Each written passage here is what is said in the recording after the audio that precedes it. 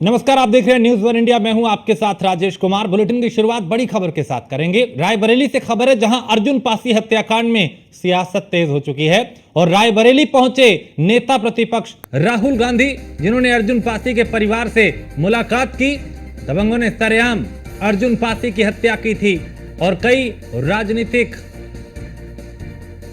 जो दल हैं वो इस मामले पर सियासत कर रहे हैं। तो बंगाल में हुए रेप और मर्डर के सवाल पे राहुल गांधी भड़क उठे। बंगाल मुद्दे पर कुछ भी बोलने से बचते नजर आए राहुल। आप दलित की आवाज नहीं उठाना चाहते, इसलिए मुद्दे को भटका रहे हैं, इस बात का जिक्र किया राहुल ने। और दलित परिवार है इसलिए ऐसा हुआ, तो मैं दलितों की आवाज उठाने आया हूं। राहुल गांधी ने अपनी प्रतिक्रिया में इस बात का जिक्र किया।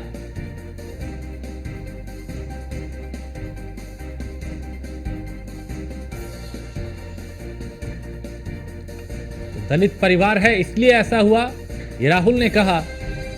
परिवार के बीच वो पहुंचे और कहा कि मैं दलितों की आवाज उठाने आया हूं। तो अर्जुन पासी हत्याकांड में सियासत तेज होती जा रही है और रायबरेली पहुंचे नेता प्रतिपक्ष राहुल गांधी ने अर्जुन पासी के परिवार से मुलाकात की और गुंडों ने सरेआम अर्जुन पासी की हत्या की थी। कई राजनीतिक दल इस मामले में सियासत भी कर रहे हैं, आरोप प्रत्यारोप का दौर भी जारी है। इस बीच राहुल गांधी यहां पहुंचे रायबरेली, जो उनका संसदीय क्षेत्र है, और यहां पे पीड़ित परिवार से मुलाकात की। उन्हें आश्वासन दिया कि आपको न्याय जरूर मिलेगा। यहाँ पे पूरी भीड़ है, ये सारे के सारे लोग जो यहाँ हैं न्याय मांग रहे हैं। क्यों? क्योंकि एक दलित युवा को जान से मारा गया है, धमकाया गया है, पूरे परिवार को धमकाया गया है, एक व्यक्ति को मारा गया है और यहाँ कोई कार्रवाई नहीं हो रही है। जो मास्टरमाइंड है, जिसने करवाया है, उसके खिलाफ कोई कार्रवाई नहीं हो रही है। एसपी यहाँ के मास्टरमाइंड पर कार्रवाई नहीं कर रहे हैं, छोटे छोटे लोगों को पकड़ रहे हैं, इसीलिए यहाँ पे लोग गुस्सा हैं। मैं चाहता हूँ कि उत्तर प्रदेश में हर वर्ग की इज्जत हो, हर वर्ग की रिस्पेक्ट हो और न्याय सबको मिले, इसलिए मैं यहाँ आया हूँ। और हम इस मामले को नहीं छोड़ने वाले हैं जब तक इस परिवार को न्याय नहीं मिलेगा। क्लियर कट अन्याय हुआ है, परिवार के खिलाफ, समाज के खिलाफ अन्याय हुआ है और इसको रेक्टिफाई करना पड़ेगा। मतलब ये चॉइस नहीं है, इनको रेक्टिफाई करना पड़ेगा। बात समझ आई? न्याय मिलेगा इनको। देखिए, फांसी दो ये कानून के पर है, ये मेरा काम नहीं है, मगर कानून लागू करवाना, दबाव डालना, वो मेरा काम है। कोलकाता भैया, यहाँ पे मैं इस इंसिडेंट में आया हूँ। मैंने कलकत्ता के इंसिडेंट पे अपनी टिप्पणी करी है, अपने व्यू रखे हैं। यहाँ पे मैं डिस्ट्रैक्ट नहीं करना चाहता हूँ, इसीलिए मैं यहाँ इनका मामला उठाने आया हूँ।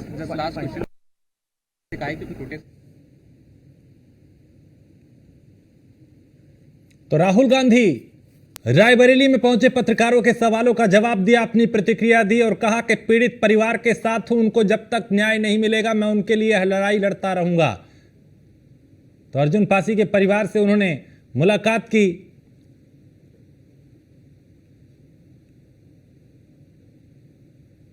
तो राहुल यहां पहुंचे और अपनी प्रतिक्रिया में जब कोलकाता का जिक्र हुआ तो उससे वो बचते नजर आए, उस प्रकरण का। लेकिन यहां पे जो हत्याकांड हुआ उसको लेकर वो पीड़ित परिवार के बीच हैं। उन्होंने कहा कि जो पुलिस है, जो अधिकारी हैं, वो ठीक से कार्रवाई नहीं कर रहे, एसपी उचित कार्रवाई नहीं कर रहे, इस बात का जिक्र राहुल ने किया। यानी पुलिस की कार्यप्रणाली पर उन्होंने सवाल उठाए हैं और कहा कि दलित हैं, दलित परिवार है इसलिए ऐसा हुआ। तो अब इस पूरे प्रकरण पे सियासत भी होने लगी है। तो अर्जुन पासी के परिवार से राहुल गांधी ने मुलाकात की और मुलाकात करके उनको आश्वासन दिया कि आपकी हक की लड़ाई और आपको न्याय दिलाने का जो जिम्मा है वो मैं लेता हूं।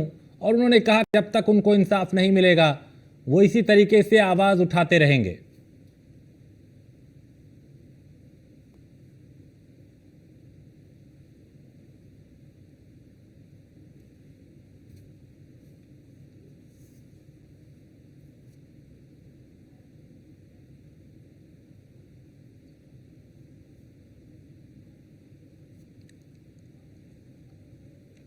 तो अर्जुन पासी हत्याकांड में सियासत तेज हो चुकी है और अर्जुन पासी के परिवार से राहुल गांधी ने मुलाकात की।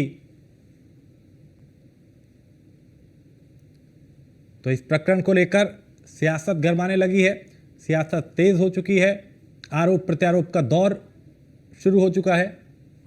और हमारे साथ इस वक्त कुछ खास मेहमान इसी मामले पे बात करने के लिए खेमचंद शर्मा, नेता भारतीय जनता पार्टी के, पूजा मिश्रा प्रवक्ता हैं समाजवादी पार्टी के, चंद्रमोहन शर्मा हैं प्रवक्ता हैं कांग्रेस के और सर्वेश पाठक हैं पॉलिटिकल एक्सपर्ट हैं। आप सभी का बहुत स्वागत है। लेकिन शुरुआत खेमचंद जी आपसे, राहुल गांधी वहां पहुंचे और सीधा ये कह दिया कि जो एसपी है वो सही कार्रवाई नहीं कर रहे, यानी पुलिस की जो कार्यप्रणाली है उसको सवालों के घेरे में खड़ा किया है उन्होंने। नमस्कार, जय हिंद। देखिए, राहुल गांधी जी जो एक वल्चर पॉलिटिक्स होता है वो पॉलिटिक्स कर रहे हैं, ये पिक एंड चूज की पॉलिटिक्स करते हैं। दलित की अगर बात करते हैं तो अगर एक दलित बहन के साथ जिस तरीके से मुस्लिम वर्ग के डॉक्टर ने और उनके स्टाफ ने गैंगरेप किया या रेप किया है मुरादाबाद में, उस पर आपने एक सवाल नहीं किया। उस बहन से तो आप पहले नहीं गए क्योंकि वहां पे आपकी जो पॉलिटिक्स है वो इफेक्ट होती है, आपकी जो अपीजमेंट की पॉलिटिक्स है वहां पे उसमें दाग लगता है, इसीलिए आप मुंह नहीं खोल रहे। आप पश्चिम बंगाल में जो हुआ है उस पर मुंह नहीं खोलते क्योंकि वहां पे जो आपके सहयोगी हैं वो आपसे डर जाएंगी, वो आपसे नाराज हो जाएंगी। लेकिन यहाँ पे एक जो आपसी झगड़ा था जिसमें तुरंत कार्रवाई की गई, 24 घंटे में 6 लोगों को गिरफ्तार किया गया, उसको आप एक जातिगत रूप दे रहे हैं कि भाई वहां पे शेड्यूल कास्ट हैं इसीलिए उनको मारा गया, दलित हैं इसलिए मारा गया। तो मारने वालों में यादव भी हैं, ओबीसी भी हैं और कुछ जनरल कैटेगरी के भी हैं। तो यहाँ जाति का सवाल ही नहीं है। यहाँ पे आपसी झगड़ा हुआ, हम सब जानते हैं, नागपंचमी के मेले में उनका या त्योहार पे उनका झगड़ा हुआ और झगड़े में, आपसी झगड़े में पहले किसी ने फिर दूसरे ने। लेकिन हम इस तरीके की बातें जो ये कर रहे हैं कि भाई ये जातिगत झगड़ा है, ये बिल्कुल गलत है। ये दिखाता है कि ये वल्चर पॉलिटिक्स करते हैं, पिक एंड चूज की पॉलिटिक्स करते हैं।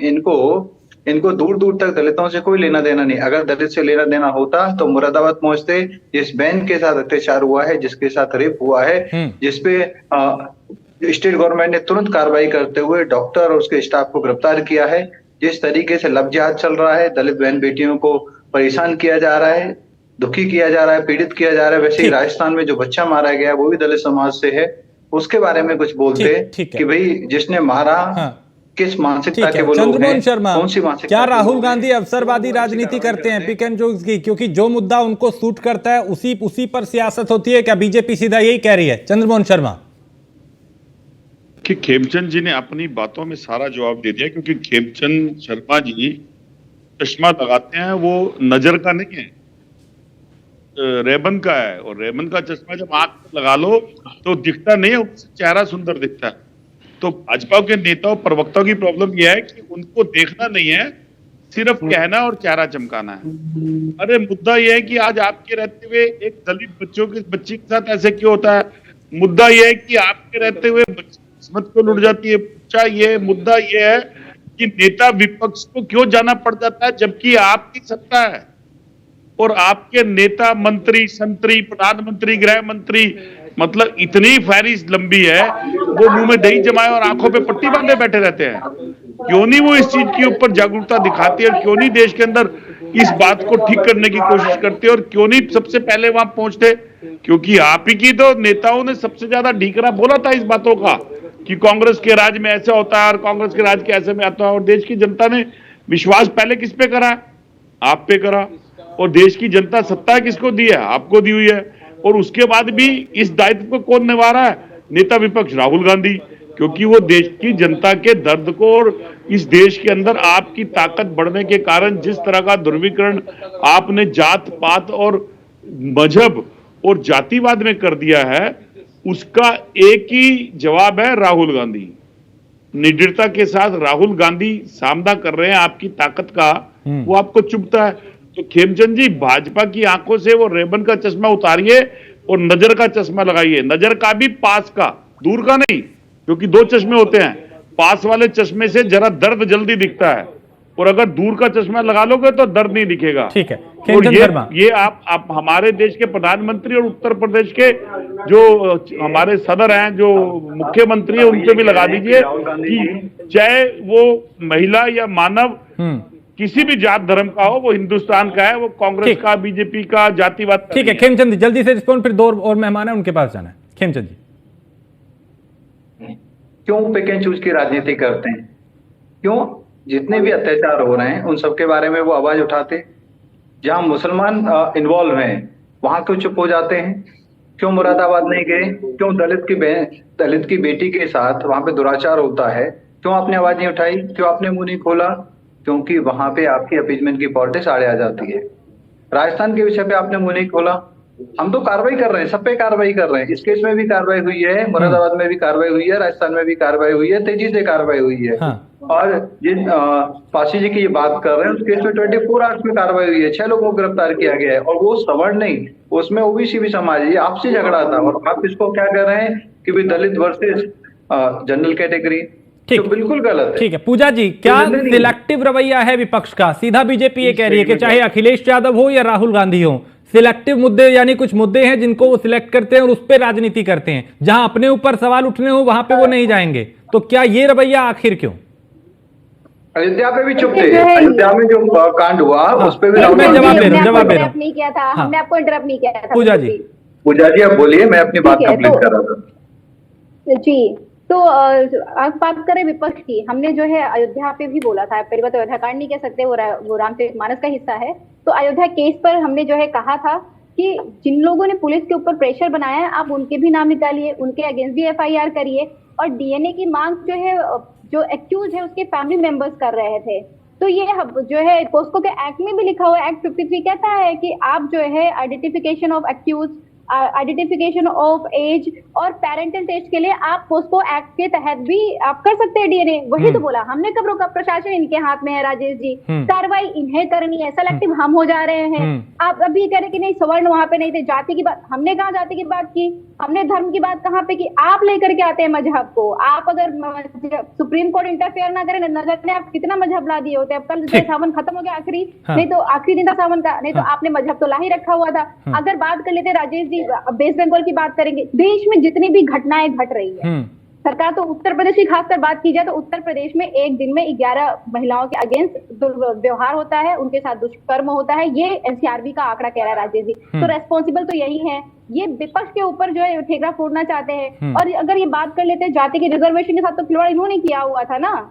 69,000 जो अभी आपकी भर्ती में आया, फैसला आया हाईकोर्ट, वो एक अलग विषय। आपने ठीक है, मैं लौटता हूँ, लेकिन सर्वेश चोरी की है, क्या विपक्ष के नजरिए से कुछ ही मुद्दे नजर आते हैं? क्या सिलेक्टिव रवैया नजर आता है? क्या बीजेपी बनाम जब विपक्ष होता है तो बीजेपी यही कहती है कि भाई ये कुछ मुद्दों पे सियासत करते हैं जहां इनको लगता है कि इनकी राजनीतिक रोटियां पक सकती हैं?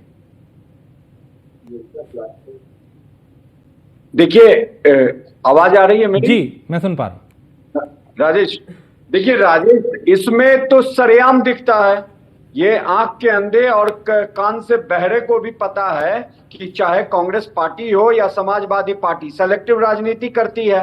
अभी पूजा जी ने बोला कि हम डीएनए की मांग की है। मैं सीधा सीधा सवाल पूछता हूं, 2012 से 17 या मुलायम सिंह तो थे तो कहते थे लड़के हैं, लड़कों से गलती हो जाती है, और प्रियंका जी कहती है कि आपने अभी खेमचंद जी को बोला था कि मैंने आपके बारे में बोला नहीं, आपके समय आप मेरे में डिस्टर्ब कर रही हैं। आपने अपनी बात रखी, मुझे भी अपनी बात रखने दीजिए। तो अब प्रियंका जी ने कहा था लड़की हूं, लड़ सकती हूं, केवल यूपी में भी वो लड़की जो 12 साल की दलित थी, जिसका उस मुस्लिम ने रेप किया और अपने उससे नौकर से भी रेप करवाया, 12 साल की दलित लड़की, वहां पे दलित कार्ड नहीं खेलने गया। क्यों? राहुल गांधी जी, क्योंकि वहां पे अखिलेश यादव जी के पार्टी के वो करता धरता थे, पार्टी के वो पदाधिकारी थे। वहां पे दूसरा फैक्टर मुस्लिम फैक्टर हो जाता। उससे भी आगे देखिए, चाहे समाजवादी पार्टी हो चाहे कांग्रेस पार्टी हो, इनके पैरों में चकड़ी लग जाता है और मुंह में दही जम जाता है। बंगाल पे एक शब्द नहीं बोले। पूरा देश, हर देश के हर राज्य के डॉक्टर सड़कों पे हैं। पूरे बंगाल की महिला, चाहे दलित हो या कोई भी हो, छोटी महिला, बूढ़ी महिला, बच्चे, सब सड़क पे हैं। प्रियंका जी को समय नहीं है, लड़की हूं, लड़ सकती हूँ, वहां नारा बुलंद करने का। अखिलेश यादव, चाहे डिंपल भाभी जी को एक शब्द मुंह से नहीं फूटा। चाहे वो उस दलित बच्ची जिसका नौकरी का झांसा देके उसका रेप किया और नौकर से भी करवाया, उसके बारे में शर्मा जी कुछ कह रहे हैं, यानी आप कह रहे हैं यहाँ सिलेक्टिव रवैया है। घर के किसी महिला के साथ रेप ऐसा हो, शर्मा, तो वो पहले डीएनए की मांग करेंगे। शर्मा जी, शर्म आनी चाहिए ऐसी राजनीति से। चाहे महिला बीजेपी के राज्य के साथ, ठीक है रमेश भाई, आ गई आपकी बात, आ गई काउंटर कर रहे हैं चंद्रमोहन शर्मा। शर्मा जी जल्दी से। होता है। सर्वेश पाठक जी कह रहे हैं, बिल्कुल स्पॉट दिख रहा है, बिल्कुल साफ दिख रहा है कि एक राजनीतिक विशेषज्ञ जब किसी बात का एनालाइज करने जाए और वो भी चंद्रमोहन शर्मा अपनी बात रखिए, समझ गए ना। लड़की हूँ, लड़ सकती हूँ, अयोध्या नहीं लड़ेगी, बंगाल नहीं लड़ेगी। तमीज रखिए, दूसरी तरफ वो लड़की लड़ने के लिए आ जाएगी। शर्म आनी चाहिए ऐसे मैंने आपकी बात सुनी थी आराम से। मैंने इतना बुखलाहट मत करिए, या तो भाजपा प्रवक्ता लिख लीजिए, सबको अच्छा लगेगा। देखिए वो खेमचंद शर्मा जी आराम से और आप उछल रहे हैं, पॉपकॉर्न की तरह मत उछलिए, वेट करिए, सुनिए। अब सर्वेश भाई जी को बड़े आराम से दिख रहा है, लेकिन दिखते हुए राजनीतिक विशेषज्ञ होते, जिस बात का एनालिसिस करना चाहिए वो एनालिसिस नहीं करा। एनालिसिस ये करना चाहिए था कि दलित के साथ अपमान हुआ है, और आपने एनालाइज क्या कर दिया सिलेक्टिव पॉलिटिक्स के अंदर कि मुसलमान के लिए वहां हो रहा है, हिंदू के लिए यहां हो रहा है। तो कौन कर रहा है ये पॉलिटिक्स? भाजपा कर रही है, कांग्रेस कर रही है, आप जैसे लोग भी कर रहे हैं भाजपा के साथ मिलके, क्योंकि भाजपा को आप लोग बढ़ावा देते हैं इस तरह की पॉलिटिक्स करने के लिए। 10 सेकंड सर्वेश भाई जल्दी से, फिर प्रोफेसर कालीचरण भी हमारे साथ है, उनके पास जाना है मुझे। सर्वेश पाठक, राहुल गांधी जी नेता विपक्ष के रूप की भूमिका निभाते हुए सचेत कर रहे हैं सरकार को भी, और आप जैसे उन चाटुकारों को शासन करो जो आपने अंग्रेजों से सीखा था, तो ये सरकार की चाटुकारियों में लग जाते हैं। हिंदुओं को तो जातियों में डिवाइड कर दो। जब राहुल गांधी मूत्र विसर्जन होता है तो आप कहाँ जाते हैं?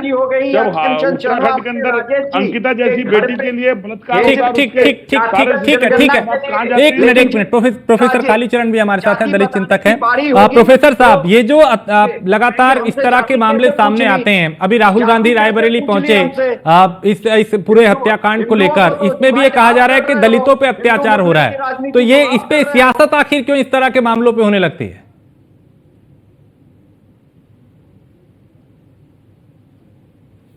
कालीचरण जी आप सुन पा रहे हैं? शायद वो हमारे साथ नहीं है, अभी आवाज उन तक नहीं पहुंच पा रही। लेकिन पूजा शर्मा, आप कुछ काउंटर कर रही थी सर्वेश को। पहली बात तो मेरा नाम पूजा मिश्रा है। हाँ पूजा मिश्रा जी, ठीक है नाम, हाँ ठीक, मैं करेक्ट करवाता हूँ, नाम करेक्ट कर दीजिए। ठीक, पूजा मिश्रा जी। राजेश जी, वो हालांकि मैंने जब ये सुरेश्वर जी को देखा तो मुझे पता चल गया था कि हमें जो है एक स्ट्रॉन्ग भाजपा का दूसरा प्रवक्ता मिल गया हुआ है।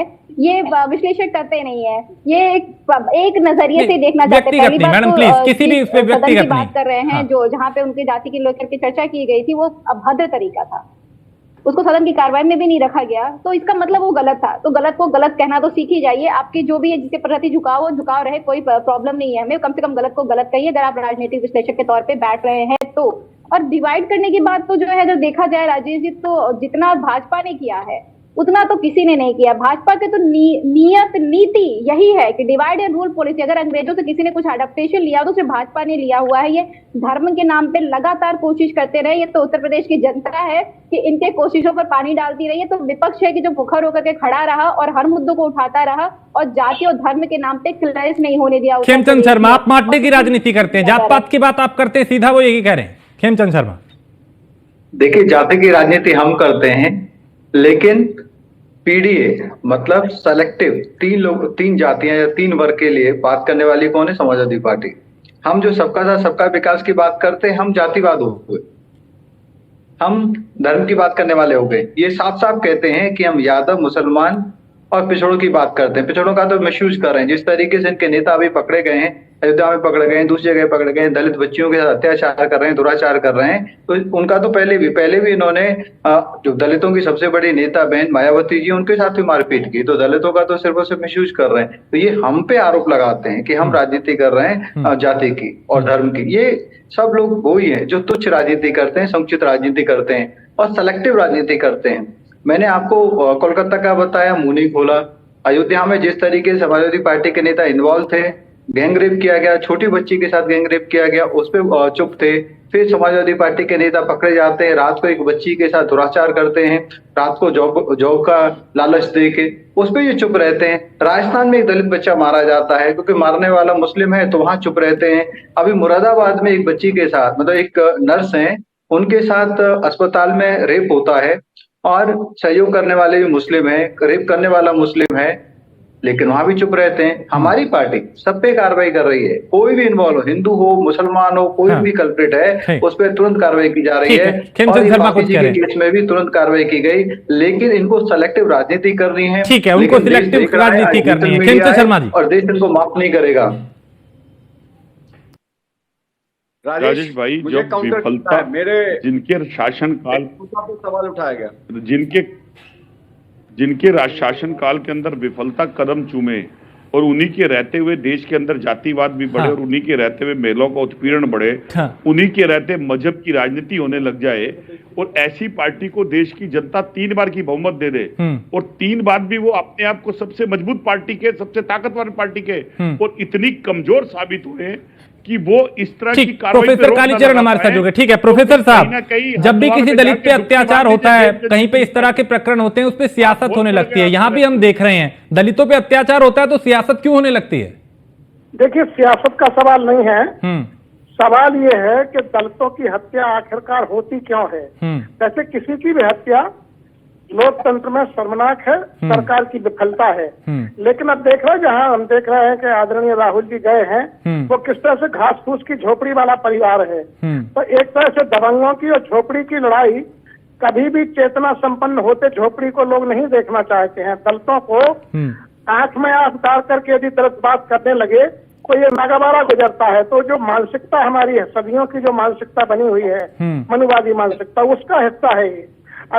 अभी किसी दलित के द्वारा किसी सवर्ण पर ज्यादती होती है तो पुलिस में रिपोर्ट नहीं करते हैं, सीधे जाकर के उसको मौत के घाट उतार देते हैं, कानून को हाथ में ले लेते हैं। मैं ये कह रहा हूँ कि डबल इंजन की सरकार का जो बार बार ढिंढोरा पीटा जाता है, तो भय कहाँ गया? किसी प्रकार का भय क्यों नहीं है? जब एक तरह से सवर्णों की ही सरकार है, भाजपा की सरकार है, योगी जी मुख्यमंत्री हैं, पर दबंगों का दबंग क्यों नहीं उनके बस में हो रहे हैं? सवाल इसका है कि क्या बुलडोजर यहाँ जाएगा? गया, ठीक है। सवाल इसका नहीं है कि हमने कार्रवाई की, सवाल इसका नहीं है कि हमने गिरफ्तारी की, गिरफ्तारी का सवाल नहीं, हत्या क्यों हुई अब उस परिवार के साथ। ये सबसे बड़ा मुद्दा है, क्योंकि दलितों को महिलाओं को हमेशा कमजोर समझा गया है, और इस पर कोई भी अत्याचार कर दे, सरकार किसी की भी रही हो, पिछली सरकारों में भी होता रहा, ये नहीं कि केवल ये योगी की ही सरकार में हो रहा है। सवाल ये है कि जो हजारों वर्ष की जो मानसिकता बनी हुई है कि दलित तो हम उसको कुछ समझते ही नहीं, मनुष्य का दर्जा ही नहीं दिया, तो उस तरह से पेश आते हैं। यहाँ सरकार को कार्रवाई करनी चाहिए, दिखाना चाहिए। ठीक, यानी एक ऐसी कार्रवाई होनी चाहिए जो नजीर बने दूसरों के लिए, और दोबारा कभी भविष्य में इस तरह की कार्रवाई, इस तरह का जो घटनाक्रम है वो ना हो। बहुत शुक्रिया प्रोफेसर, आपका भी और आप सभी का बहुत शुक्रिया इस चर्चा में हमारे साथ जुड़ने के लिए, शामिल होने के लिए। सवाल यही कि आखिर जब भी कहीं इस तरह का प्रकरण होता है, हत्याकांड होता है या कहीं अत्याचार होता है, तो उस पर सियासत क्यों होने लगती है? और जरूरी है कि ऐसे प्रकरण में सख्त कार्रवाई करके एक सीधा संदेश दिया जाए। एक ब्रेक के लिए रुकेंगे, आप बने रहिए न्यूज़ वन इंडिया के साथ।